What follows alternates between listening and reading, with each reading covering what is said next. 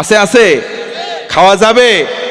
আমার নবীজি বলেন সুদের গুনাহের অনেকগুলো স্টেপ, সর্বনিম্ন স্তর হচ্ছে নিজের আপন মায়ের সঙ্গে জেনা করা। নাউজুবিল্লাহ কোন, আরো জোরে পড়েন না নাউজুবিল্লাহ। যেই ব্যক্তি সুদখোর, আমি যদি এই থ্রো মেডিসিন করি, তার কাছে এই মেডিসিনটা মিষ্টি লাগবে না তেতো লাগবে? সবাই বলেন। ডেটল বা স্যাভলন আছে অ্যান্টিসেপটিক, কারো যদি ক্ষতের তৈরি হয় কেটে যায়, ওখানে দিলে অ্যান্টিসেপটিক কাজ করে সুন্দরভাবে, ভাইরাস আক্রমণ করে না। একটু জ্বালাপোড়া করে কি করে না? জ্বালাপোড়া করলেও উপকারটা যার কেটেছে তার, কথা বলেন ঠিক কি না? তো জ্বালাপোড়া করার পর যদি আপনি মনে করেন এই ঔষধ আমি নেব না, ফেলে দেই, আপনার কি ক্ষত সারবে সহজে? তো আমি এখান থেকে কোরআনের মেডিসিন থ্রো করব, জীবনের সঙ্গে মিলাবেন। যদি একটু জ্বালাপোড়াও করে অন্তত সহ্য করবেন, কারণ তারপরে শান্তি দেবেন কে? আর যদি মনে করেন জ্বালাপোড়া করে এটা সহ্য করতে পারি না, এই কোরআনের কথাটা মানবো না, তাহলে ক্ষতি হবে কাদের? এক এলাকায় ছিল একটা ছোট্ট বালক, মিষ্টি খেতে খুব পছন্দ করে, তেতো কিছু খেতে চায় না। মা নিয়েছে, এবার হঠাৎ করে অসুস্থ, হাসপাতালে প্রেসক্রাইব করে দিয়েছে ডক্টর 7টা ট্যাবলেট পানিতে গুলিয়ে তাকে খাওয়াতে হবে 7 দিন, খেতে খুব তেতো। মা চিন্তা করতেছে আমার সন্তান তেতো কেমন করে খাওয়াবো। দেখবেন সমাজে হোমিওপ্যাথিক ছোট ছোট ঔষধ আছে না, বুনবুনি মিষ্টি, আপনার সন্তানকে যদি লেখে ওরে আপনি 3 বেলা খাওয়াবেন, গোপন করে উঁচু জায়গায় যদি পালিয়ে রাখেন, ওই জায়গায় টুল দিয়ে চেয়ার দিয়ে উঠে চুরি করেও মাঝে মধ্যে খায়। কথা বলে না কেন? আবার যদি ওষুধ তেতো হয়, 4 জন 4 হাত পা ধরে, আরেকজন এসে যদি মুখের ভিতরে দেবেন, জোর করেও নেবে, যেই ছেড়ে দেবেন করে ফেলে দেবে। কথা বলে না কেন? তার মানে তেতো জিনিস জোর করেও খাওয়ানো যায়। ওই অসুস্থ ছেলেরা বাড়িতে নিয়ে আসছে, মা চিন্তা করতেছে কেমন করে আমি আমার ছেলেরা ঔষধ খাওয়াবো। 7টা সন্দেশের মতো মিষ্টি নিয়ে এসে 7টার মধ্যে ট্যাবলেট ভরছে। বাবা দৈনিক 1টা করে খাবা, বেশি খাওয়া যাবে? ও বাবা দৈনিক 1টা করে মিষ্টি খাবা। ডাক্তার বেশি কার খাইতে তোমারে না করছে, তুমি যদি বেশি করে খাও তোমার রোগ ভালো হবে না। মা সন্তানের পাশেই রাখলো মিষ্টিটা, রান্নার জন্য কিচেনে গেল, বের হয়ে এসে দেখে প্লেট ফাঁকা, মিষ্টির পাত্রে 1টা মিষ্টিও। ও বাবা মিষ্টি কোথায়? ছেলে বলে মা খেয়ে ফেলিস। বলেন তো চিন্তা বাড়বে না কমবে? আরো জোরে বলেন। কারণ মিষ্টির মধ্যে আছে মেডিসিন।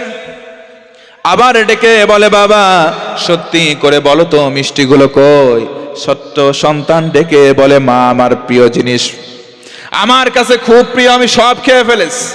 মা ঘরমাত্মক হয়ে গেলেন, ঘেমে গেলেন, চোখটা লাল হয়ে গেল, চিন্তায় পেরেশান হয়ে বলে বাবার মিষ্টিগুলা কই?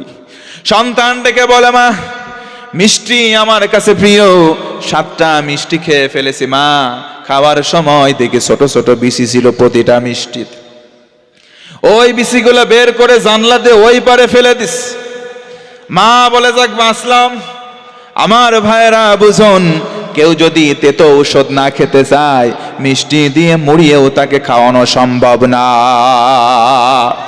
আমার আল্লাহ বলেন তোদের ঔষধ দিলাম, ঔষধ। আল্লাহ বলেন দুনিয়ার মধ্যে 3 জন মানুষ তোমার বন্ধু হবে, আজকে 3 জন বাদ দিয়ে আমরা অন্যজনের সঙ্গে দোস্তি করি। কথা বলেন ঠিক কিনা? আমার আল্লাহ বলেন 1 নম্বরে বন্ধু তোর আল্লাহ।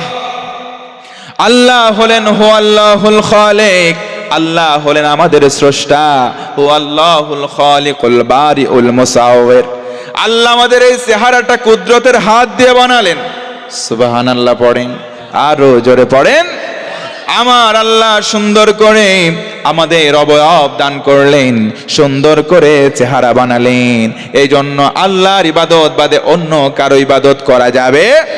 এজন্য আমরা জিকির করব কার? আরো জোরে বলুন কার?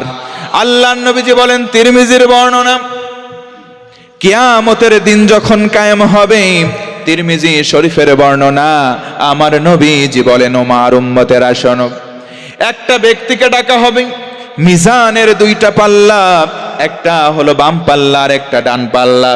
ডান পাল্লায় নেকি দেওয়া হবে, বাম পাল্লায় বদি দেওয়া হবে। ডান পাল্লার নেকেটটা যদি ভারী হয় ব্যক্তি চলে যাবে আল্লাহর জান্নাতে, আর যদি বাম পাল্লা ভারী হয় জাহান্নামে। আল্লাহু আকবার। আল্লাহর নবীজি বলেন, শোনো, একটা ব্যক্তিকে ডাকা হবে, ডেকে তার বাম পাল্লার মধ্যে খাতা দেওয়া হবে। এত মোটা মোটা খাতা দেওয়া হবে, এই খাতার সংখ্যা 99টা। আল্লাহর রাসূল বলেন, মাদ্দাল বাসার, এক একটা খাতা এত বড়, এত বিশাল, এই চোখ দিয়ে যত দূর দেখা যায় এত বড় বড় খাতা। আল্লাহু আকবার। খাতার সংখ্যা 99টা। লোকটার ডান পাল্লাটা টোটালি ব্ল্যাঙ্ক, একেবারে ফাঁকা, কোনো নেকের খাতা নাই। লোকটা চিন্তা করবে, হায় হায় হায়, জাহান্নামে যাওয়া ছাড়া উপায় নাই, আজকের দিনে আমার কোনো নেকি নাই, শুধু গুনাহের পাল্লাটা ভারী, একটাও নেকি নাই, 99টা খাতা। এবার আল্লাহ বলবেন, গোলাম, আজকের দিনটা এমন একটা দিন, বিন্দু পরিমাণ জুলুম আমি আল্লাহ করব না।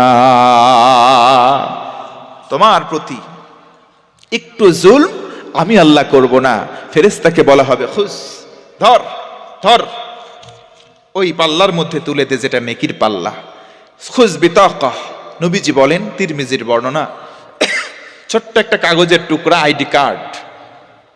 ফেরেশতা এসে ওই লোকটার ডান পাল্লায় তুলে দেবে, সাথে সাথে নেকি হিসেবে ওই পাল্লাটা ভারী হয়ে যাবে। জোরে কোন সুবহানাল্লাহ। এবার ফেরেশতা বলবে, তুমি জান্নাতে যাও।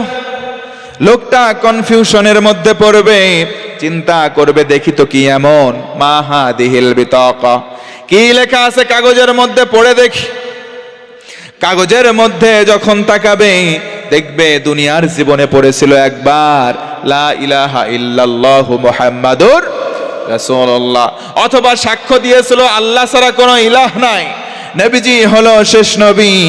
এই কালেমা কাগজের টুকরার মধ্যে লেখা আছে। জোরে বলতে হবে সুবহানাল্লাহ। আমাদের 1 নম্বর বন্ধু কে? আরো জোরে বলেন, কে? পৃথিবীতে বন্ধু হয়ে বন্ধুরে ঠকানো বাংলাদেশে আছে, ভারতে বন্ধু হয়ে বন্ধুরে ঠকায়। আমি বুঝতে পারতেছি না ভাই, উঠা বসা করতেছেন কেন? ভালো না লাগলে ইশারা দেন, আমি শেষ করে দেই। শেষ করে দেব? দেব। মুসলমানদের বিজয়ের জন্য এই সংখ্যা বেশি লাগে না, মাত্র 313 জন লাগে। কথা বলেন না কেন? যুগ জামানা পাল্টে দিতে চাই না অনেকজন, এক ওমর আনতে পারে গোটা বিশ্বের জাগরণ। কথা বলেন মুসলমান, ঠিক না? একজন দরকার, ওমরের মতো, অনলি ওয়ান, একজন সিঙ্গেল পারসন টু উইন